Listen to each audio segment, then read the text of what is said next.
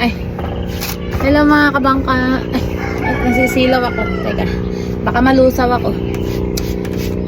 Another day, another luto na naman ang person. Ito lulutuin natin chop suey.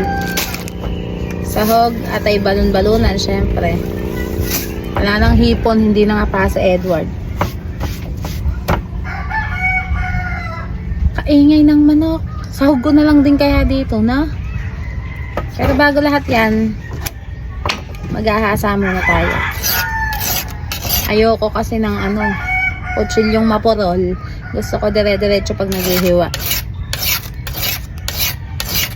Hasa-hasa lang hanggang tumalo. Ito, lalagay naman pumurol, diba? Kaya nga hahasain.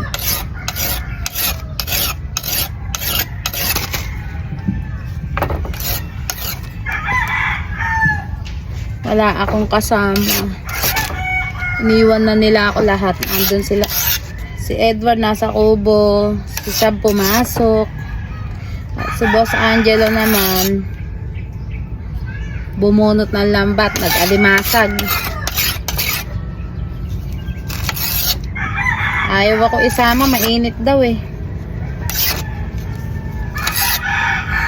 Si Boy ay siguro pumasok din mga kabangka. Hindi pa pumupunta eh. Anong oras na oh. Diyan muna kayo, gasan ko lang tong kutsilyo, okay? Nahugasan ko na guys, hihiwain ko muna to. Tapos update ko kayo pag iluluto na sa kapag naluto na. Bye! So guys, nahiwa ko na lahat. Magigisa na lang. Pero tatawagin ko muna si John Edward sa kubo. Diyos ka, anong oras na hindi pa umuuwi. Balikan ko kayo. Andito na ako sa kubo guys. Sunduin na natin si John Edward. Excuse me. Gisingin natin si John Edward.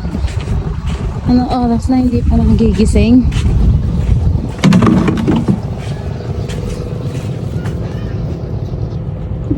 John Edward! Nakanganga ka pa ah! Gising na! Nakanganga pa siya mga kabangka oh. Habang inihintay natin gumising si John Edward mga kabangka, tumayo pala. Eto muna yung view ko dito sa harap. Ayan ang harap ng kubo ni Madam. May hanging bridge doon.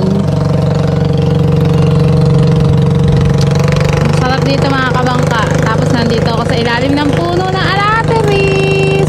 Tinanim ko yan 2 years ago. Paano? Uuwi na ako ha. Hintayin na lang natin makauwi si John Edward. So guys, lulutuin na natin ang ulam. Una, syempre yung mantika. Magigisa tayo eh. Dito tayo magluluto sa hindi gatong para hindi mausok. Ay, 5 pisong mantika lang. Naghihirap na ako eh. Syempre charot lang yan. Hindi pa pala mainit. Pero carry lang. Bago pa tuluyang uminit yan, lagay na natin bell pepper. Pirito lang onte. Pirito ko lang to, wait lang. Napirito ko na yung bell pepper, mga 30 seconds lang yun. Sunod na natin tong atay. Yung balon-balunan muna pala, balon-balunan. Kasi mas makunat to kaysa sa atay.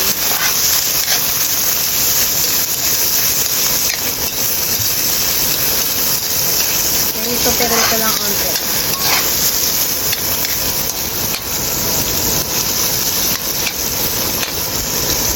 Papupulahin lang natin to ha. Diyan muna kayo. Mapula-pula na guys. Igigilid ko lang dito sa tabi. Tapos etong atay naman. Yan.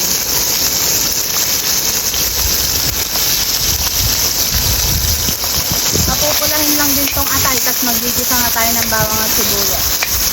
Okay na to guys. Medyo mapula na siya. Ngayon magigisa na tayo ng bawang at sibuyas. Okay, dito na lang din. Hindi ko na aalisin sa kawali. Lagay nyo na yung bawang. Kasi magbabanding all together nga naman sila dyan. Sabi ni Hazel Chef. Shepi.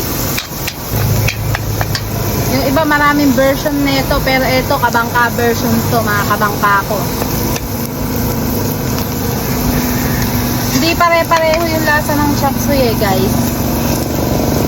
Yung iba kasi nilalagyan nila ng ano, ng sesame oil. Ako hindi. Hindi ako naglalagay ng sesame oil. Paglutong bahay. Pero pagka usapang catering, naglalagay tayo, no? Ang ingay sa background ko, may manok, may naglalagari, may nagpupukpok, may bangka, may nagdidismisan, charot. Isa-gisa lang ay nahalo na natin yan lahat. Tapos after nyan, lalagay ko tong celery para mas masarap, mas mabango.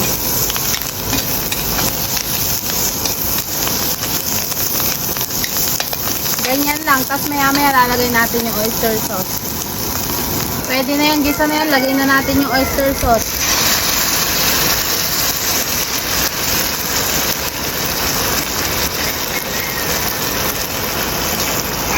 Tapos konting halo-halo lang.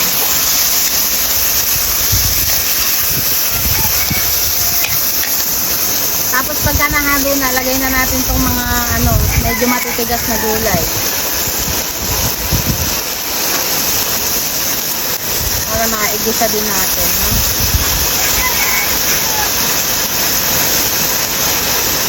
Yan. Halo-halo lang, gisa-gisa lang. Tapos lagyan nyo lang siya ng konting-konting tubig para lumambot yung mga ano, mga pinaglalagay natin dyan.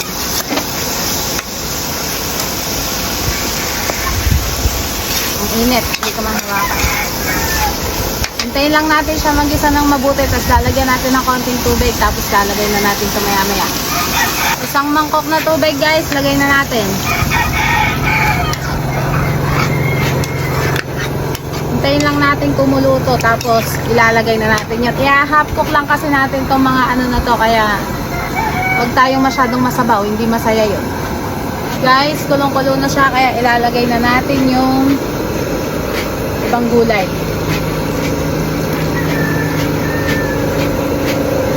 Half cook lang to, ha, hindi masyadong papakaluto. Hindi kasi masarap pagka masyadong malambot eh.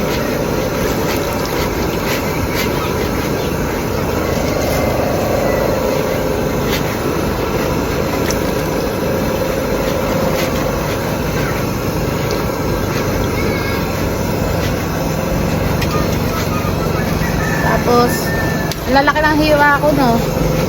Ayoko ng maliit. Gusto ko kasi laki ko lahat ng niluluto ko. Halo-halo lang, guys. Hanggang medyo ano na siya, malanta ng konti. Tapos papatayin na natin yung apoy.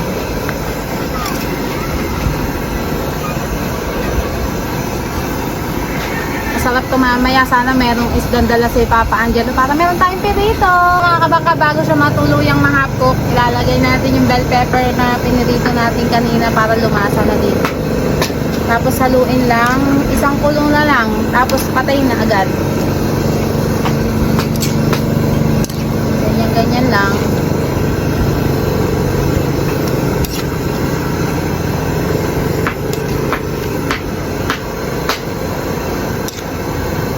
Hintayin na lang natin, tapos okay na to.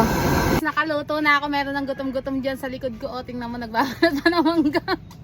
At ayun nga mga kabangka, sa dami ng niluto ko, hindi ko na napakita sa inyo lahat. O ayan, may isda, may alimasag, may okoy na binili si Angelo, tapos may tahong siyang dala.